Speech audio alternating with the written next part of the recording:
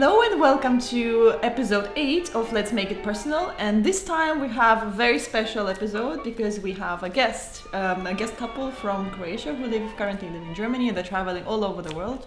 So this is Maja Petrovic and Marko Milevic, and we're really happy to have them with us for Tango Better, and we will be asking them a few questions to make it really personal. I hope you enjoy.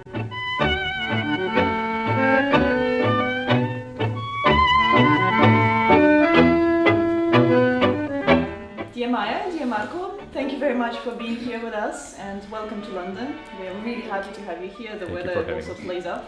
So a few questions just to introduce you to the London crowd, to also people who are watching us because there are a few. Just to get to know you a little bit better, what actually brought you into tango? How was your beginning?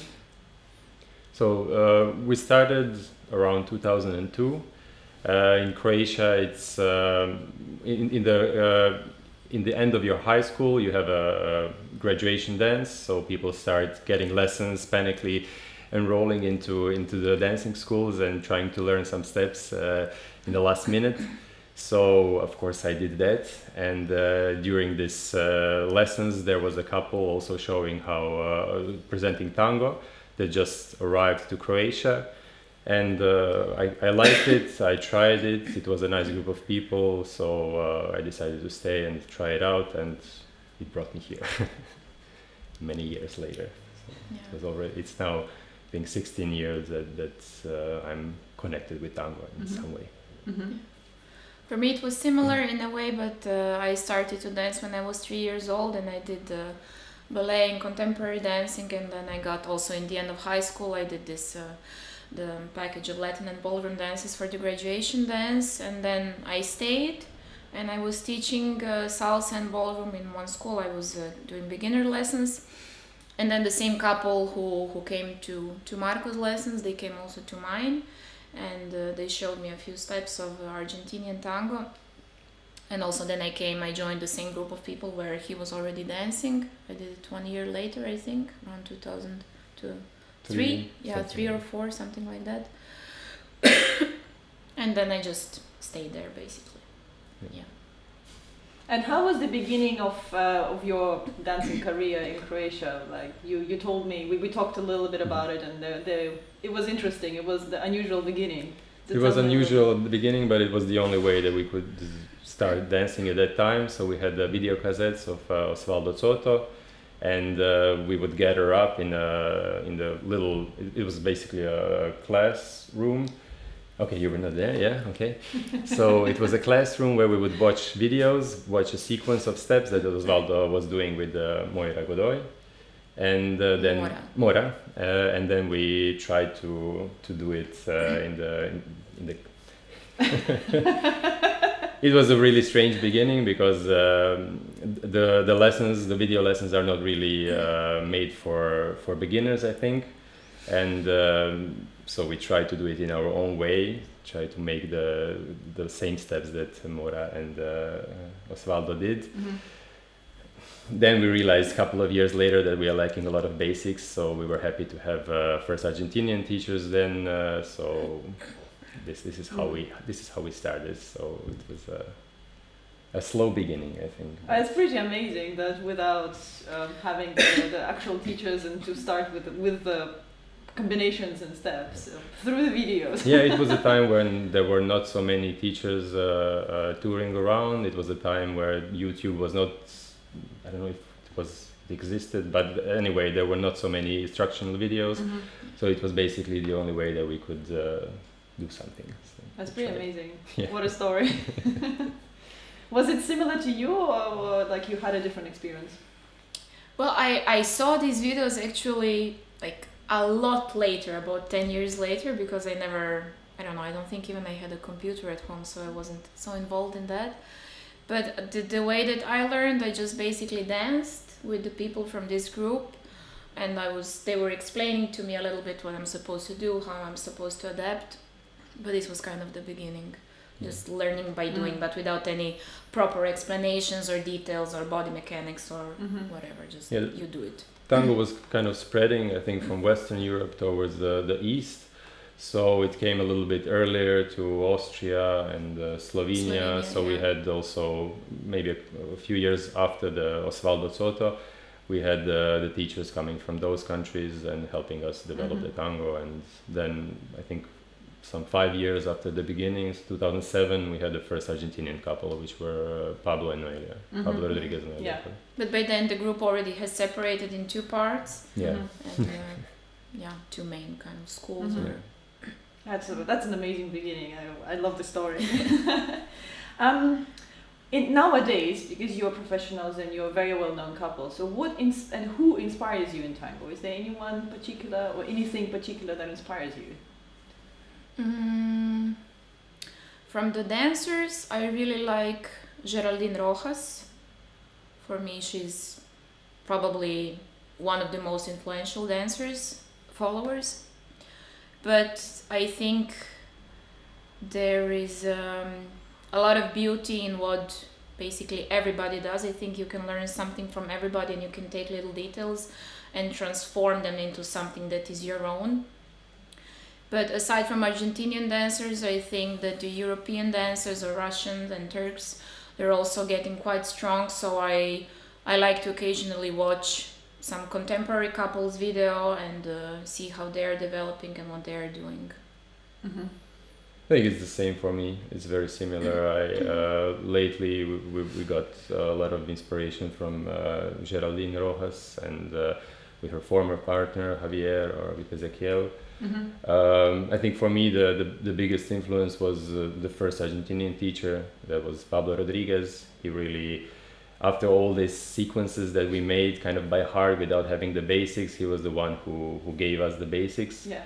In a excellent way. So for me, he will always be I think the most important, the most influential dancer. I like to see him as well today.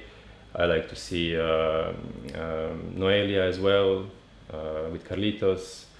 And as Maya said, it's really wonderful what other couples are doing, especially the Turks and the Russians.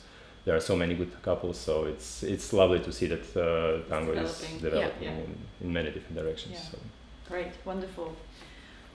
What is your most memorable tango experience? So something that comes to mind when you say, okay, because you've traveled everywhere, you've been around for a while. So what is the most memorable experience? I think it would be the moment we were in Hong Kong and they took us to the welcome dinner, and the welcome dinner was the king crab. And it was basically 8.5 kilo of heaven. You have to understand Maya's passion for seafood. So when she's seen this crab, I think it's. I cried. Yeah, I cried. Yeah. And it was one piece crab, right? So 8.5 kilograms of one crab. We were 8 persons there, and we were. I think basically... I ate most of it, didn't I? Yeah. Most probably, yeah.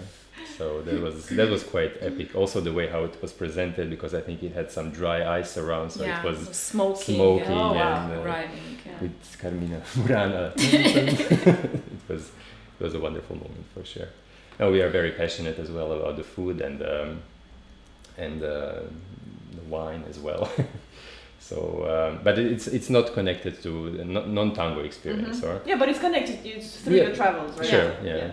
For me, one of the nicest trips and one of the nicest experience was the Caribbean. We went 2 years ago, I think, to Guadeloupe. So it's basically European Union, but it's in the Caribbean. It's part of France.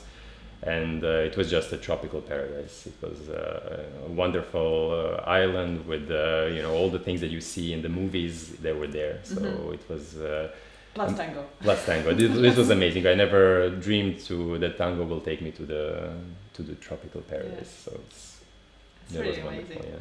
How was the tango there actually? It was very nice. It was good. It's a small community, of course.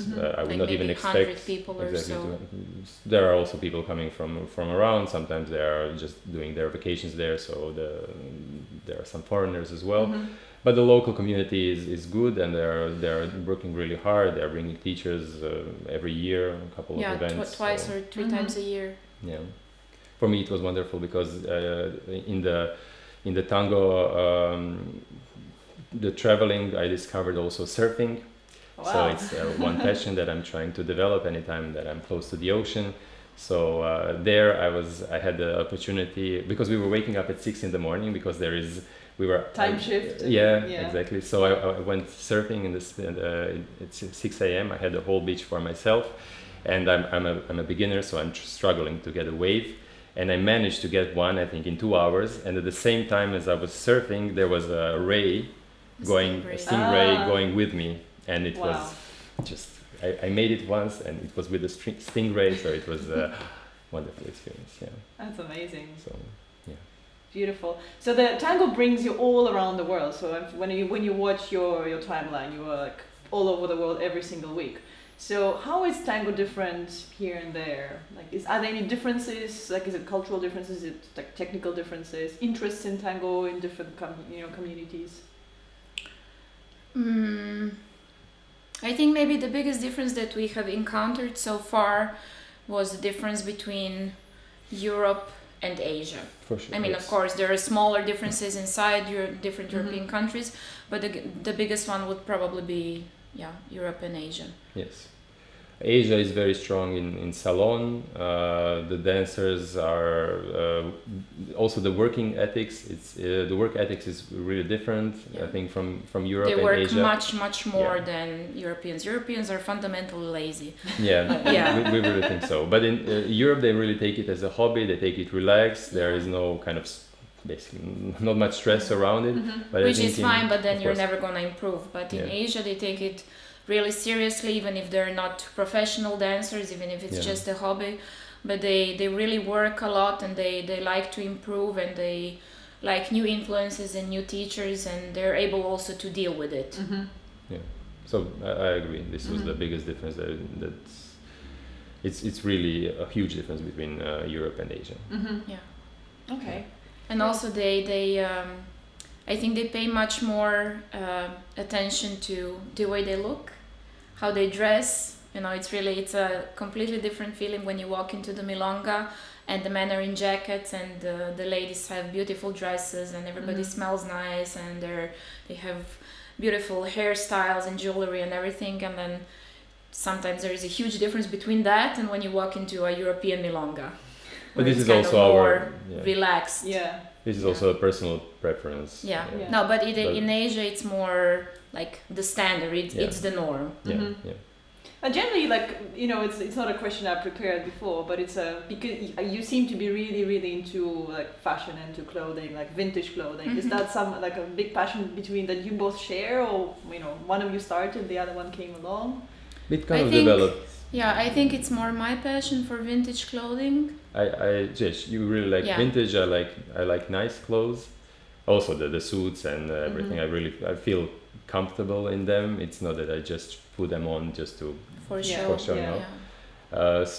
But we like nice clothes. For me it's one of the things that I like in tango, because I perceive it as something very very elegant, very aesthetic, very it's something that combines all the things that you find also a little bit luxurious. You go out at night very late, when most of the people are sleeping. You put on the best clothing that you have. You put the makeup, you put high heel shoes and so on. So it's kind of all the things that maybe in normal life you would not do them, or you would do them less often, because I don't know, you go out only on the weekends or maybe one night and so on. Weddings and weddings, birthday parties and so on. But in tango you get the chance to do it more often. So for me this is one part of it which I like very much. Yeah, we're trying to use this chance a lot. Yes. It makes it fun. Yeah, of course. So it's an additional exactly. layer. It gives another pleasure. dimension to all the work and traveling. So if we would just be, for example, packing we have to pack every 5 days or so for every weekend basically. Then if we were just throwing the same clothes all the time, it wouldn't be fun. It would be very boring. So we decided that there is a theme that we want to do, and so it makes it much more pleasurable. That's fun, because you do really stand out. So it was a logical question.